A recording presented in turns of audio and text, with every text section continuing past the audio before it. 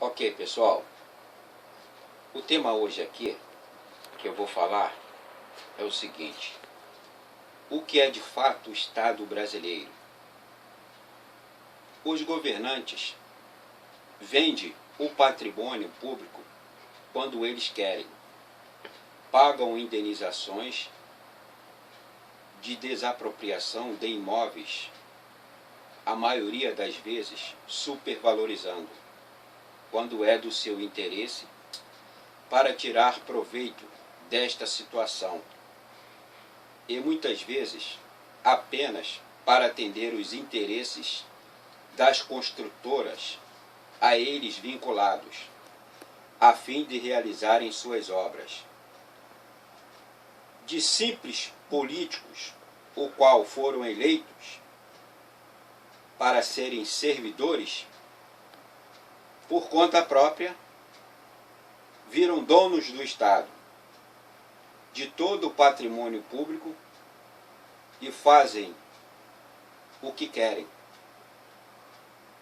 Fato público e notório aconteceu durante o governo do PSDB, que foi de 1994 a 2002, que passou de todos os limites em vender o Estado brasileiro, vendendo todo o sistema de telefonia pública, Vale do Rio Doce, Uzi Minas, Companhia Siderúrgica Nacional, tirou vários direitos de exploração da Petrobras, empresas elétricas e várias outras estatais brasileiras.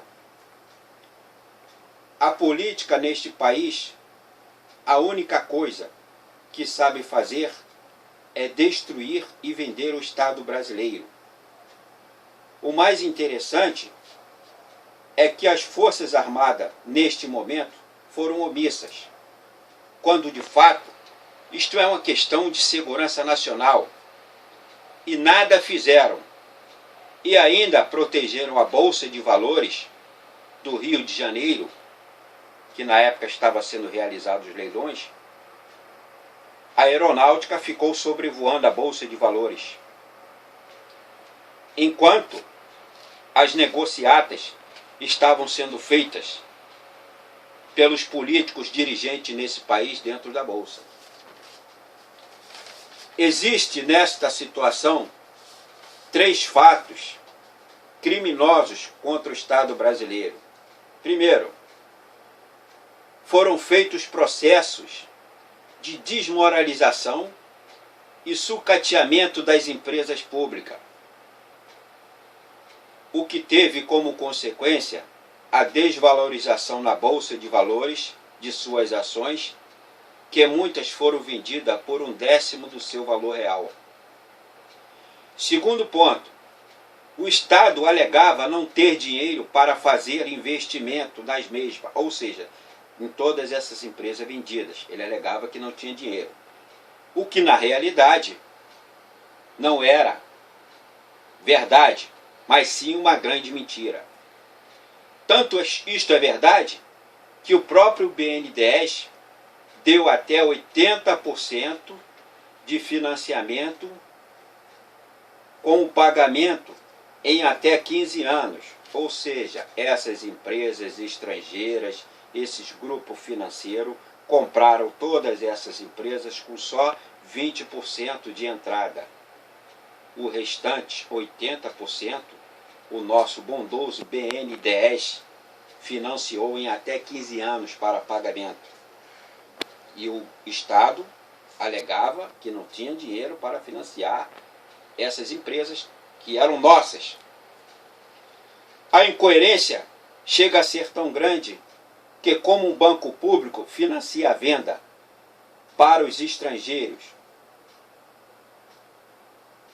do nosso próprio patrimônio público, isto chega a ser irracional. Terceiro, quando todos estes patrimônios públicos foram vendidos pelos políticos, na época, não havia ainda agências de regulamentação para fiscalizarem as empresas estrangeiras que as compraram. quer dizer, vendeu-se toda a empresas públicas da época, ainda nem havia agência para fiscalizarem essas empresas estrangeiras que compraram. Levou-se 6 anos para serem criadas estas agências, essas tais agências nacional de fiscalização. Com isto, estas empresas faziam o que queriam, pois não tinham ninguém para fiscalizarem. Enquanto isto, as indenizações dos precatórios, que são devidas aos cidadãos que necessitam disto para organizarem suas vidas, não conseguem receber. A maioria destas pessoas que têm este direito morrem sem ver a cor do dinheiro. Infeliz daquele cidadão que tem a receber, seja do governo federal, estadual ou municipal, pois qualquer um destes que estão esperando o precatório não espera menos de 20 anos para receberem. E quando recebem, o último balanço feito em 2010 sobre o total de precatórios devidos pelos governos federal, estadual e municipal era de 130 bilhões de reais. O Brasil não paga os precatórios devidos. No entanto, gastou-se na Copa de 2014 mais de 170 bilhões de reais.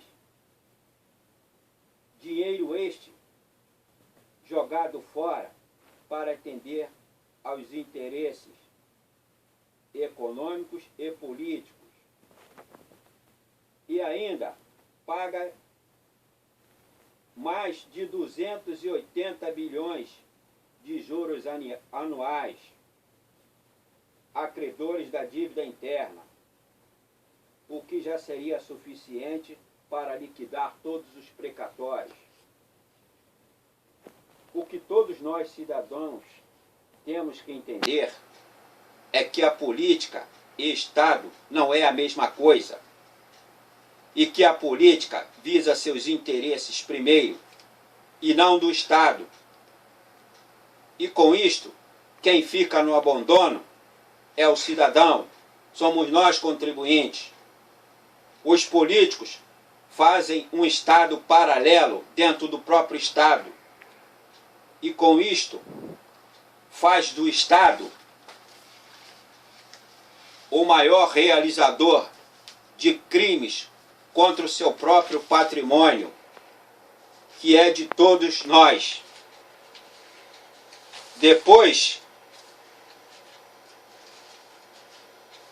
o Estado, este dirigido por políticos que arrumam bodes expiatórios para culpá-los, como se os políticos fossem livres de tal responsabilidade. Os mesmos montam dentro do Estado conveniências políticas para dele se apropriar e vendê-los a grupos de interesses